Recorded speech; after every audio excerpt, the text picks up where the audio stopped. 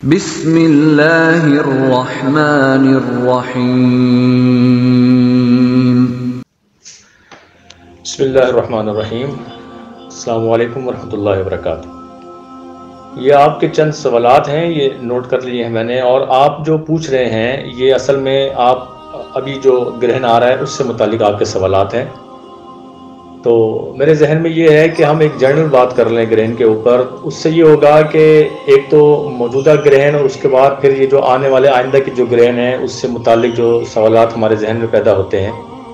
وہ کلیئر ہو جائیں گے۔ تو پہلا سوال تو آپ کا تھا کہ جو گرہن نظر نہیں آ رہا کیا اس کے اثرات بھی ظاہر ہوتے ہیں؟ لیکن اس کے اوپر عقلی دلائل تو بہت سارے ہیں، لیکن اصل بات یہ ہے کہ ہمارے لیے جو آخری فیصلہ ہوتا ہے نا، ایک حتمی اور آخری دلیل جو ہے وہ نبی علیہ الصلوۃ والسلام کا فرمان ہے۔ آپ گرہن سے متعلق جتنی بھی احادیث کو پڑھیں گے، جتنی بھی روایات آپ دیکھیں گے، اس میں آپ کو یہ الفاظ ملیں گے کہ جب تم گرہن کو دیکھو، جب تم اس کو لگتے ہوئے دیکھو تو نوافل، صدقات، ذکر و اذکار اور اعمال کا اہتمام کرو۔ اس قسم کے مطلب یہ میں نے آپ کو مفہوم بیان کیا ہے، اسی قسم کے الفاظ آپ کو حدیث مبارکہ میں ملیں گے۔ اس کا مقصد یہ ہے کہ نبی علیہ الصلوۃ والسلام کا یہ فرمان کہ جب تم دیکھو، یہ اس بات کو ظاہر کرتا ہے کہ گرہن کے اعمال، صدقات اور اس کے نوافل، تکبیر، یہ سب کچھ کہنا اسی وقت ہے کہ جب آپ کو گرہن نظر آئے گا۔ اب میرا اپنا یہی موقف ہے کہ جو گرہن آپ کے ملک میں نظر نہیں آ رہا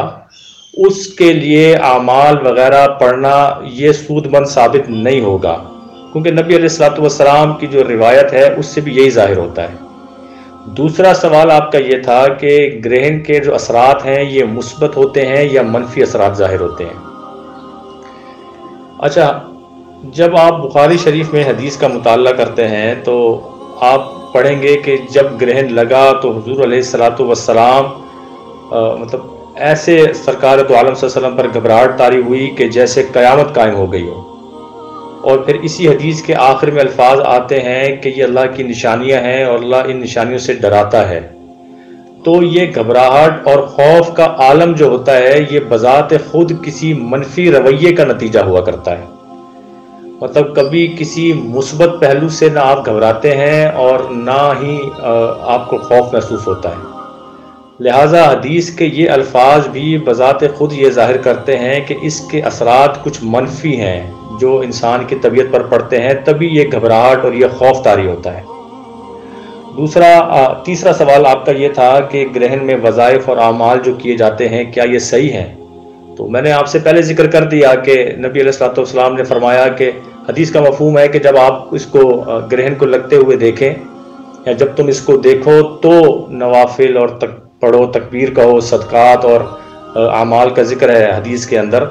تو یہ سب چیزیں اشارتاً بیان کر دی گئی ہیں کہ نوافل، ذکر و اذکار اور عبادات، یعنی کہ جب گرہن لگتا ہے تو اس قسم کے اعمال، ذکر و اذکار کیے جاتے ہیں، اور یہ حدیث کے اندر اشارتاً بیان کیا جا چکا ہے۔ اچھا، اب یہ جو ہے کہ اس کے جو منفی اثرات ہوتے ہیں، یہاں تک تو حدیث کی بات ہے جو پہلے میں نے آپ سے بیان کر دی۔ اب اس کے منفی جو اثرات ہیں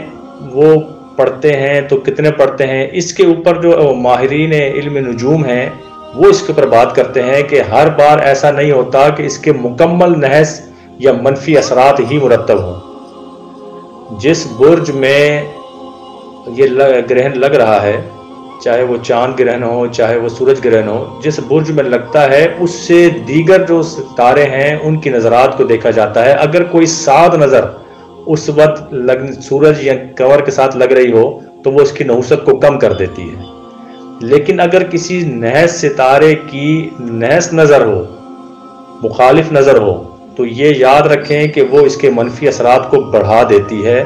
لہٰذا یہ دیکھا جاتا ہے کہ اس میں کس قسم کے اعمال کیے جائیں اور کس قسم کے نہ کیے جائیں، کیونکہ جب منفی اثرات کم ہوں تو اس وقت آپ اس کے اندر حب کے اعمال بھی کر سکتے ہیں۔ عام طور پر لوگ کہتے ہیں گرہن میں حب کے عمل نہیں ہوتے،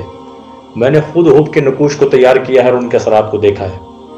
تو اس قسم کے اعمال بھی کیے جا سکتے ہیں۔ زیادہ تر لوگ بندش کے اعمال کرتے ہیں اور حروف ثوابت وغیرہ کی زکوٰۃ دیتے ہیں، حروف ثوابت سے متعلق تو میرا مشورہ ہوتا ہے کہ آپ اس کی زکوٰۃ نہ دیں تو بہتر ہے۔ وہ اعمال، وہ چیزیں جو بغیر زکوٰۃ کے کام کر رہی ہیں، تو پھر آپ کو اس کی زکوٰۃ دے کر پریشانی اٹھانے کی کیا ضرورت ہے؟ اور اس کی کئی مثالیں موجود ہیں۔ یہاں ہمارے قریب ایک بہت بڑا مزار ہے، وہاں کے گدی نشین ہیں۔ ایک مجلس میں بات ہو رہی تھی تو میں نے ان سے کہا کہ حروف ثوابت کی زکوٰۃ جو بھی دیتا ہے وہ اس کے رجت کا شکار ہوتا ہے، اور پہلے اس کے اپنے معاملات پر بندش لگتی ہے۔ تو انہوں نے مجھے کہا کہ ایسا بالکل بھی نہیں ہے، اور میں نے اپنے کئی مریدوں کو، عقیدت مندوں کو حروف ثوابت کی زکوٰۃ دلوائی ہے، اور اس سے ان پر کوئی اثر نہیں ہوا۔ تو میں نے ان سے کہا کہ حضور ایسا نہیں ہو سکتا ہے، میں خود اس تجربے سے گزرا ہوں، مجھے اس چیز کا اندازہ ہے، اور پھر میں نے اس کے توڑ کے لیے دیگر اعمال کیے ہیں، تب میں کہیں جا کر مجھے نجات حاصل ہوئی تھی۔ مطلب میں خود گزرا ہوں، پھر میرے کچھ دوست احباب ہیں، انہوں نے زکاتیں دی ہیں۔ میں نے ان سے یہ بات کی، بہرحال وہ مجلس میں اس چیز کا انکار کرتے رہے، انہوں نے کہا کہ ایسا نہیں ہے۔ جب وہ مجلس ختم ہو گئی اور ہم وہاں سے چلے گئے تو وہ مجھے لے کر ایک کونے میں چلے گئے، اور انہوں نے مجھے کہا کہ جیسا آپ فرما رہے تھے بالکل ایسا ہے، 2-3 میرے لوگ ہیں جو اس پریشانی میں ہیں، آپ مجھے یہ بتائیے کہ اس کا توڑ کیا ہے۔ تو میں ہنسنے لگ گیا، میں نے کہا آپ کو یہ بات محفل میں کرنی چاہیے تھی، کیونکہ وہاں تو بہت سارے لوگ تیار بیٹھے ہیں زکوٰۃ دینے کے لیے، کم از کم ان کو وہ تو اس مسئلے میں نہ پھنستے۔ تو بہرحال انہوں نے کہا کہ وہ میں ان کو سمجھا دوں گا، آپ مجھے اس کا توڑ بتا دیں۔ اسی طرح سے ایک واٹس ایپ گروپ ہے، اس کے اندر ہماری بات ہو رہی تھی، تو ایک بندے نے مجھے کہا کہ بالکل اس کی رجت وغیرہ کوئی نہیں پڑتی حروف ثوابت کی۔ اور پھر جب بات آگے بڑھی تو وہ کہنے لگے کہ اصل میں بات یہ ہے کہ حروف ثوابت کی زکوٰۃ دینے سے پہلے اللہ الصمد کا ورد کر لینا چاہیے، اور یہ فلاں تعویذ اپنے پاس رکھ لینا چاہیے، اور سرسوں کا تیل ہے اس پہ دم کر کے اپنے جو جوڑ ہیں جہاں پر آپ کے وہاں پر مل لینا چاہیے، تو اس کی رجت نہیں ہوتی۔ تو میں نے ان سے سوال کیا کہ اس کا مطلب یہ ہے کہ رجت تو ہوتی ہے نا، بندش تو آپ کے اوپر لگتی ہے، تبھی تو آپ اس کے لیے پہلے سے کوئی حل نکال رہے ہیں۔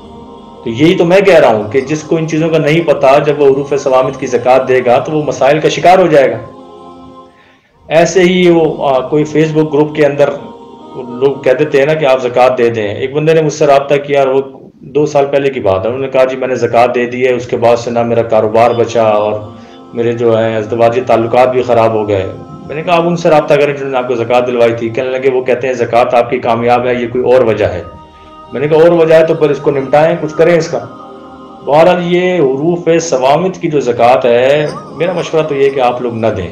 کیونکہ اس سے بہت ساری مشکلات پیدا ہوتی ہیں، اور پھر حروف ثوابت بغیر زکوٰۃ کے بھی کام کرتے ہیں۔ آپ ابھی عبارت بنا کر دیکھ لیں،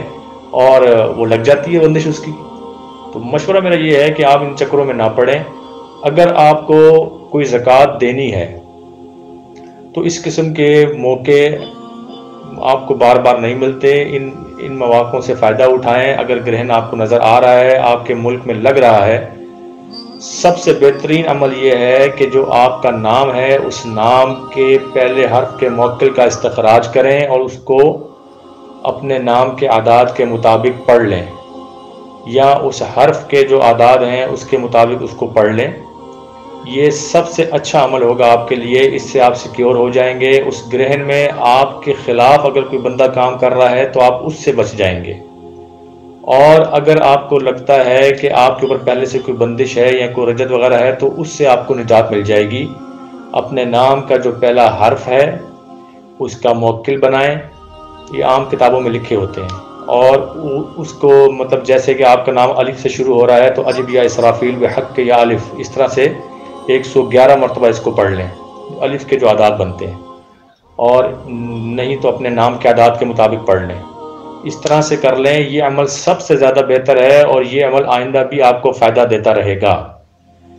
اس کے علاوہ اگر آپ چاہتے ہیں کہ آپ کوئی جادو اور ان چیزوں کی نجات کے لیے پڑھیں، تو میں نے پہلے بھی بیان کر چکا ہوں کہ یہ جو منتر ہے، اللہ جیسے بادشاہ، محمد جیسے وزیر، علی جیسے پیر، دلبند جیسے دستگیر، ہٹ کھلے، دکان کھلے، 4 کوٹ کا راہ کھلے، دہائی حضرت خضر کی، دہائی مہتر الیاس، اس عمل کو کر لیں اور 41 مرتبہ اس کو پڑھ لیں، اور اس کے بعد یہ ہے کہ آپ ہمیشہ کے لیے سیکیور ہو جائیں گے، اور آپ کے اوپر نہ کوئی منفی اثرات پڑیں گے، اور جس کو دم کریں گے انشاءاللہ وہ بھی ٹھیک ہو جائے گا۔ جی ہاں، ایک یہ سوال بھی تھا کہ یہ جو گرہن میں ہم زکوٰۃ دیتے ہیں، یہ زکوٰۃ اگلے گرہن تک چلتی ہے اور اس کی تجدید کرنی ہوتی ہے؟ دیکھیں یہ مسئلہ تو بالکل ٹھیک ہے، لیکن یہ ذہن میں رکھیں کہ ایسا نہیں ہوتا کہ آپ نے اس سورج گرہن میں زکوٰۃ دی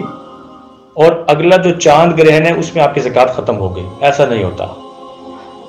یہ جو سورج گرہن کی زکوٰۃ ہے یہ اگلے سورج گرہن تک چلتی ہے۔ دوسری بات یہ ہے کہ آپ نے جزوی یا وہ گرہن جو مکمل نظر آیا ہے